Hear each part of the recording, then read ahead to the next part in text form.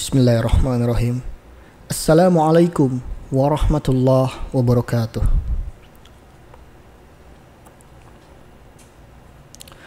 Alhamdulillahi hamdan katsiran kama amar. Asyhadu an la ilaha illallah wahdahu la syarikalah irghaman liman jahad bihi wa kafar. Wa asyhadu anna Muhammadan abduhu wa rasuluh sayyidul khalaiq wal bashar.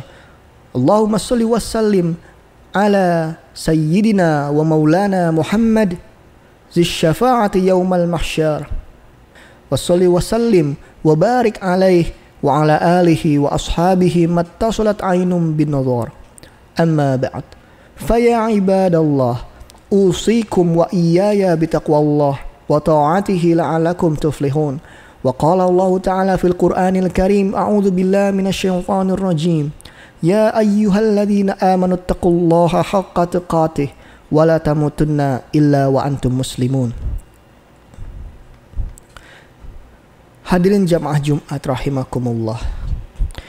Penetapan permulaan kalender Hijriah sebagai tahun baru umat Islam dilakukan pada masa Khalifah Islam kedua, yaitu Umar bin Al-Khattab.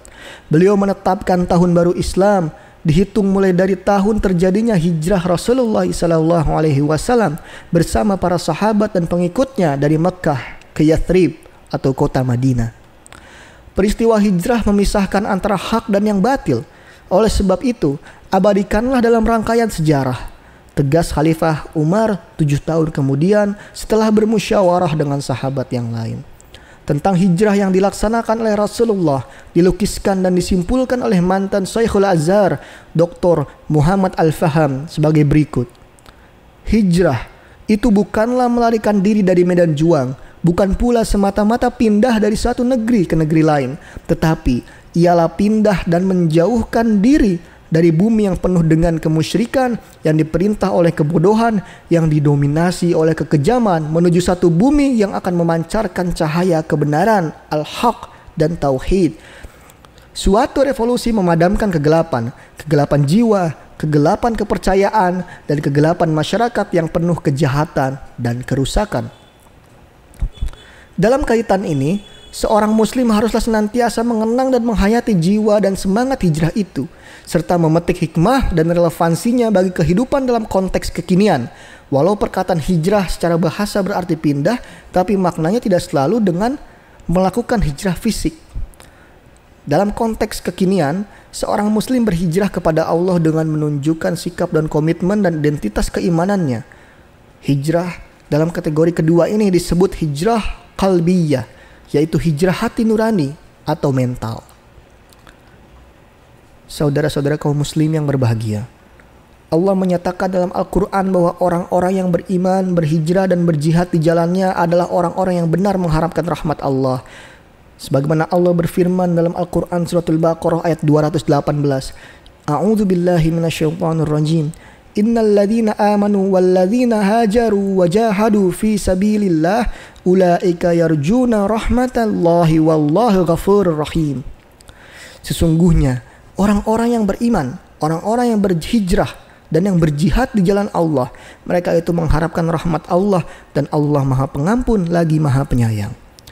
Ayat-ayat dalam Al-Quran yang berkenaan dengan hijrah selalu dirangkaikan dengan perkataan jihad yang menunjukkan bahwa hijrah adalah satu sarana jihad atau perjuangan.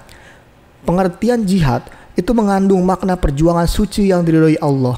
Selain dari itu, kata-kata hijrah dan jihad itu ditautkan pula dengan kata-kata iman yang menunjukkan bahwa sikap berpindah dan berjuang itu harus memiliki landasan iman yang benar. Dengan landasan keimanan akan terasa ringan menghadapi tantangan yang besar dan berat.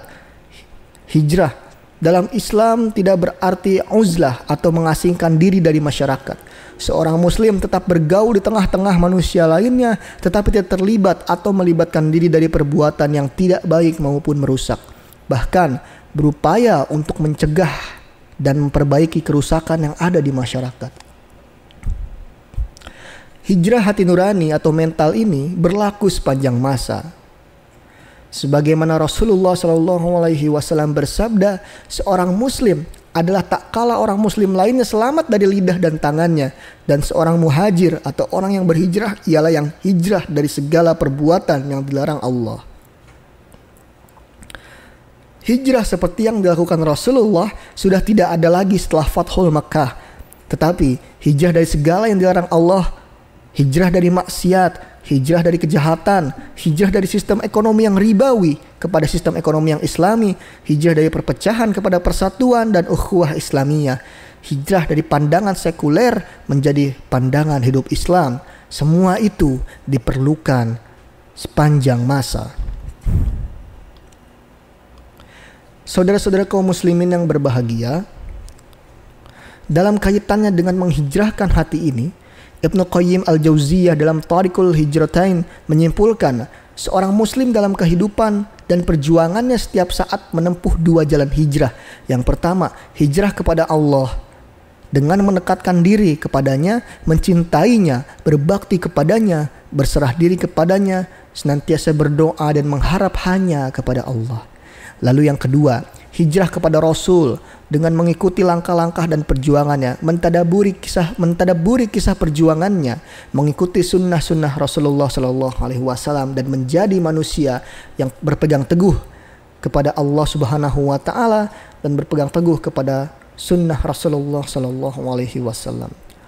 Semoga kita semua menjadi pribadi-pribadi muslim yang berhijrah kepada Allah sehingga cita-cita kita terwujud masyarakat dan negara yang baldatun thayyibatun wa rabbun ghafur.